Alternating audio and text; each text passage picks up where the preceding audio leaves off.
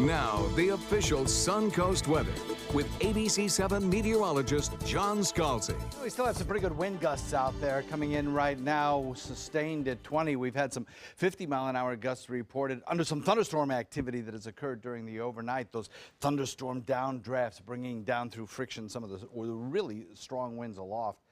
Humidity at 80%, dew point is at 78. It doesn't get stickier than that. That's really high humidity air brought in by those gusty winds over the large Gulf Fetch. So our tropical storm watch for the tropical storm warning for our coastal regions has still been renewed down through Inglewood from 75 to the coastline. But you know, I don't think our tropical storm force winds are going to be the biggest problem. First of all, they're going to be only gusts and they're going to be minimal. And the storm surge associated with that will be on the decrease through the morning hours, so that I think our biggest threat right now is going to be this flood watch, which is still up and which in fact is a big problem because of the amount of rainfall that we have received.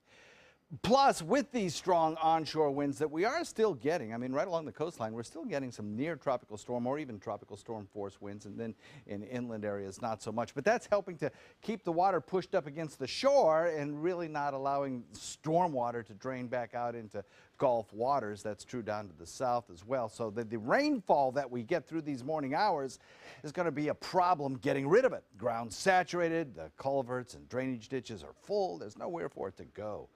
The good news is that if you look at the wind gusts over the course of the next day or two, they're really going to start dropping pretty dramatically. And I suspect a lot of these tropical storm watches and warnings for the state of Florida will start to come down as we go through the mid-morning hours. And I'll bet you that our tropical storm warning will most likely be adjusted as we come up to the 11 o'clock update and then maybe the one after that, but certainly today at some time.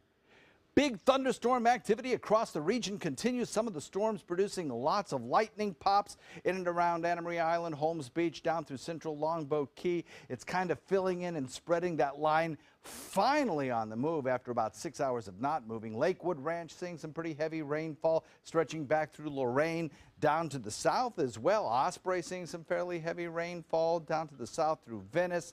And all of this kind of stuff is going to continue through the mid-morning hours. Gusty winds associated with some of these storms are possible, as well as some pretty heavy downpours of rain as the whole line continues to sink south.